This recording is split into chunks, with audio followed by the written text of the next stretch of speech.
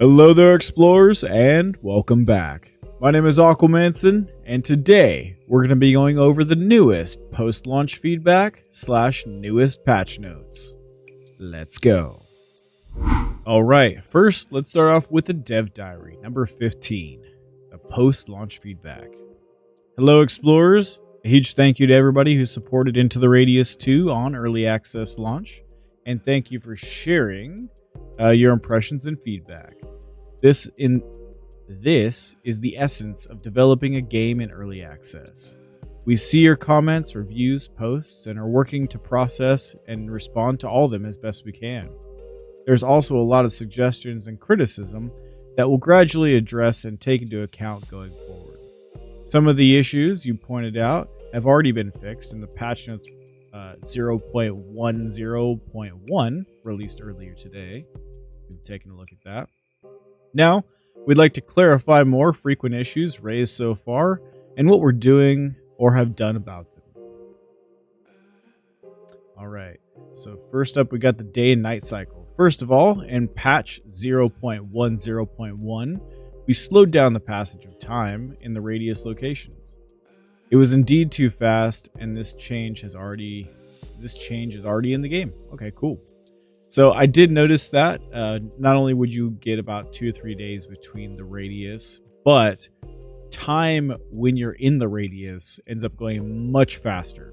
Like, I felt like minutes were seconds kind of thing. So I'm not sure the exact ratio there, but I am very happy that they went ahead and changed that, because I felt like I had to keep resting in between time periods, or just not being able to get a full exploration or all of my missions done in that time period. So thank you very much, devs. Moving on. Player height can confirm. It was an issue with the co-op experience we were doing, but I'm moving on. The issue with the player height is significantly more complex, and we don't have a fix for it in the update 0.10.1. It involves a number of different factors. Firstly, it's related to our technical implementation, and we are looking on fixing associated bugs. Secondly, the player's height in the game is influenced by how correctly their safety zone is set up. We measure from this point, and if it's above the floor, the height will be higher. So my friend, who happened to be 6'4", I'm pretty sure, might be influencing that quite a bit. So good to know. Thirdly, for architectural reasons related to co-op, all player heights in games are the same. This approach is standard for modern multiplayer VR games, and it's necessary to reduce the number of bugs related to ensuring everything in the game works. The same for users of any height. Makes sense. The discrepancy between real and virtual height can be confusing for some players, even if everything else is working correctly. When these factors combine in a certain way, we get current situations with height. Okay. And are continuing to research problems and are looking for the most effective solutions. Gotcha. All right. We got body rotation. We've also received many requests for different solutions regarding body rotation relative to the head. I can see that. It does rotate very weird sometimes, depending on where your head is sitting. Today, we've added a setting for the game, or for this to the game, so everyone can adjust this aspect to their comfort. Oh, good to know. We'll have to mess with that here a little bit. Technical aspects of the current version. Additionally, a significant number of problems and misunderstandings arise because the game works only through OpenXR and doesn't support others, no longer developed runtimes. Please use only the OpenXR runtime and avoid using OpenXR Toolkit and LIV. Also, use the latest version of Virtual Desktop with automatic runtime selection, or any version with the VDXR, I don't know what that is, set as default. I believe they sent out a bunch of information about this too, by the way. So if you are interested, there are more information through the dev diaries, and I believe also any of the information they have on Reddit, their Discord, and the Steam page here. But make sure you set that as default. We currently don't support HTC Vive wands. Heard that was a big bummer, but they are a little old now. I have some myself, and I don't see how this game would even manage on those. It's going to be rough. You need toggles. Ever since I got either the Quest or my Index, the toggles have been big. So hopefully HTC Vive people will move on up. But we are exploring options for full support of various VR devices, but this is not an easy or quick task. Makes sense given the technology of its time. It was the first of its kind, so I completely get it. Vive people, know that you're not out of the count just yet. Let's go to troubleshooting. We've seen some technical issues are related to specific hardware and operating systems. We're actively helping our players resolve these issues and have already published a guide right there on common technical problems and solutions. Moving on to co-op.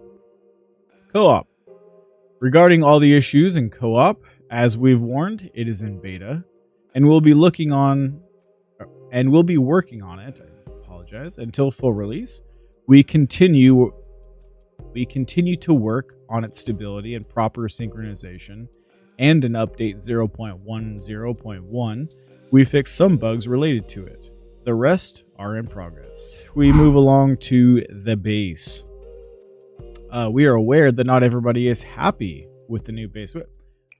Is everybody not happy? I particularly love the new base. I know it's not as, I would say, functional as the last base. I liked how compact the last base was, even though in endgame you do get a little cramped for space with all of your looting and whatnot. So we were talking about the base, particularly its scale and its appearance. Okay. Through the feedback on its convenience, new features, interfaces, and the format of Supply Depot is generally positive. Okay, I do like that. With all of these changes, the base simply couldn't remain in its old form, and its new version reflects the changes since the original game. There are reasons to why it is newer. So I've heard a lot of people say that they like the old style of the base and the game, in fact. However, this is set more into the future. We are now moved away from Into the Radius 1. We've written about it in several diaries. You guys should go back and look at those.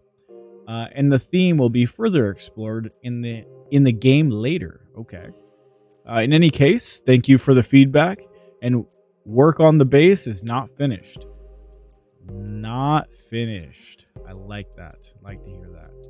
And there will be further iterations. Cool. Like it. Future plans. As for our future plans in the coming weeks, we'll be continuing bug fixes and planning other patches. Part of the team has already switched to working on our first content update. Yes. Let's go. We'll share more details about our plans in one of the upcoming diaries. Stay tuned. See you in the Radius. Beautiful. Just freaking beautiful. And I gotta say, if you haven't played yet, man, the graphic update looks so much better.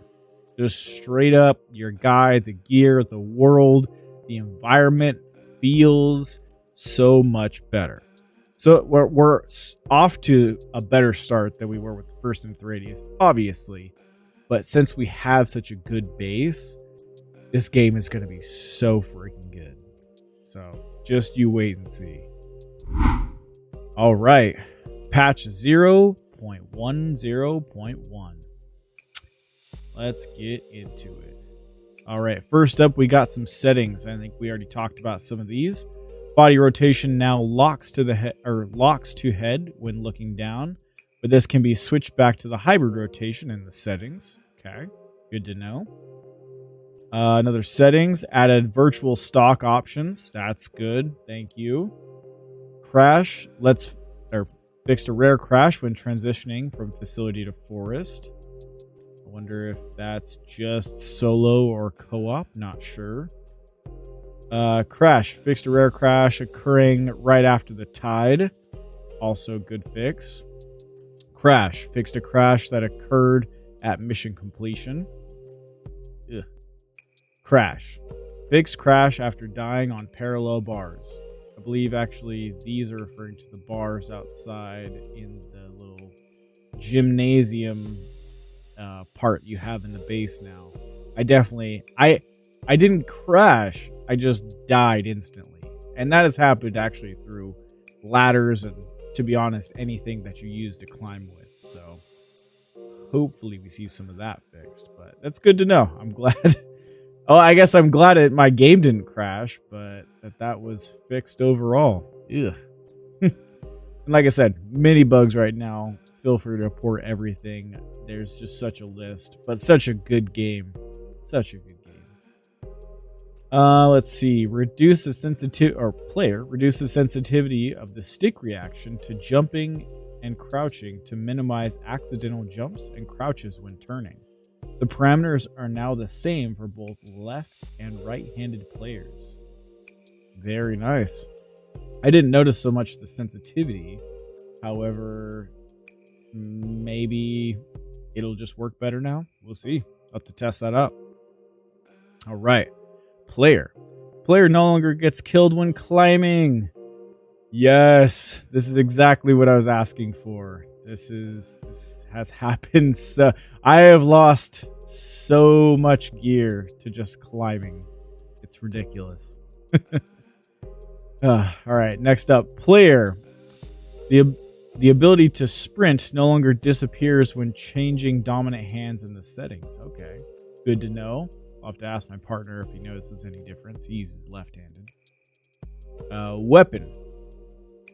Weapons. We reduced the flick sensitivity of the IZH-27 to make it easier to reload. Good to know. Haven't tried that out yet. Weapons. Adjusted the safety switch positions for the Beretta 9. Good to know. Weapons. Fixed an interaction with the PP91 Keter. Alright. Weapons. Fixed a bug where the weapon would continue to fire even after releasing the trigger. Didn't see that one. Weapons. Fixed an issue that prevented loading the PP19 Bison magazine from the ammo box. That would be annoying. Weapons. The weapon in hand and in chest rig no longer clatter against each other. Ooh, that's going to be such a good update. So there's one rig in particular that I noticed that with. It's the camo one. It's security level 1, I believe. And it has the pistol up top and the rifle in the front.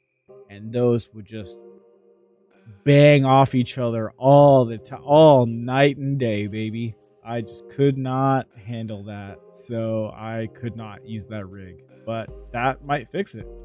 That might take care of the whole problem. Let's do, okay, moving on to gear. Gear. Replace the handheld flashlight with a pocket one in the tutorial on the starter kit. The old handheld flashlight can no longer be purchased at the facility and can only be found in the radius. So the flashlight, by the way, flashlights, been finding them everywhere. It seems like a lack of loot options currently.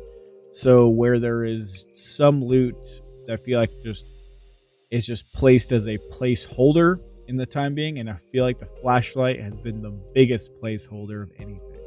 So with this though, I hope that we actually get to see, well, one, the ability to flip the flashlight around so we can use it front facing like we can in Into the Radius 1. I loved flashlights for that reason. However, now they're going to be even more popular. Not popular maybe, but rare. because you can only find them in the radius. So maybe their spawn rate has changed too. We'll have to see. Let's see. We're going to move to the next one. Gear. The compass now works correctly in all locations in the radius. I didn't even check the compass. We'll have to see if... Well, I mean, it's pointing in the right direction now. So, all right. Good to know. Gear. Items no longer shift or disappear due to frequent save, load, or after transition. I didn't experience any of that, but I guess that's a good thing. Gear. Items in the backpack will retain their position. Yes. So many times the better backpacks with the pouches in front. Granted, I love this system for them, but they would continually extend further and further away from your backpack every time you opened it or went from one place to another. So you just ended up pulling. I'd have my stim kits like way down, like 6 feet away from me, to the point that I can't even grab them from my backpack now because they're too far away. So I am very happy to see that change. Thank you very much, CM. Gear. You can now put cigarettes back into their packs. Very nice. That was annoying. Used cigarettes no longer go back into the packs and are not replenished in it. Okay. Well, I'm happy to see that will be implemented because I just had a pile of cigarettes. I got tired of trying to hold on to them after a while. Let's see. Next up, we have enemies. Enemies. Fix the enemy spawners. What does that mean? Fixed the enemy spawners. What was wrong with them? I mean, I know they're annoying, but you got me. I don't know what was wrong with them. Tutorial. An autosave is now created after each transition from the tutorial to the facility. Okay, sure, that'll help. Tutorial. After proceeding from the tutorial to the facility, the player's health is always fully restored. That's a really good idea because it takes your gear too. So I'm assuming if you lose health in the tutorial and you don't get your gear, you're just double lose right there. Let's see. Tutorial. Removed a potential soft lock in the tide meter tutorial. Interesting. Hope nobody got stuck in there. Next one. Facility. The items selected for purchase and placed in the backpack remain in the backpack when you switch hands. Nice. Thank you. Quality of life. Facility. Purchased items no longer appear on the supply depot screens. They will no longer be removed without a refund. Interesting. Purchased items no longer appear on other supply depot screens. So this is just the different screens in the shop, I'm assuming. They'll only appear at the one you walk up to. Interesting. It will no longer be removed without a refund. Huh. Well, just have to keep an eye on that. Facility. Now you can always use items after a save load in the supply depot and exiting from it. Very nice. Radius locations. Slowed down the radius or the time in the radius. Super good quality of life. Thank you again. Radius locations. Bushes on swamps no longer block your hands. Interesting. I didn't know they did that. Gotta be careful around bushes, I guess. Let's do the next one. Radius locations. Load autosave no longer returns you to the place of death. Okay. I didn't think it did that. I'm trying to remember when I died. Huh. Hopefully nobody got stuck in anything too bad. Let's do missions. Mission items placed in the backpack you're holding are no longer marked as lost. Okay.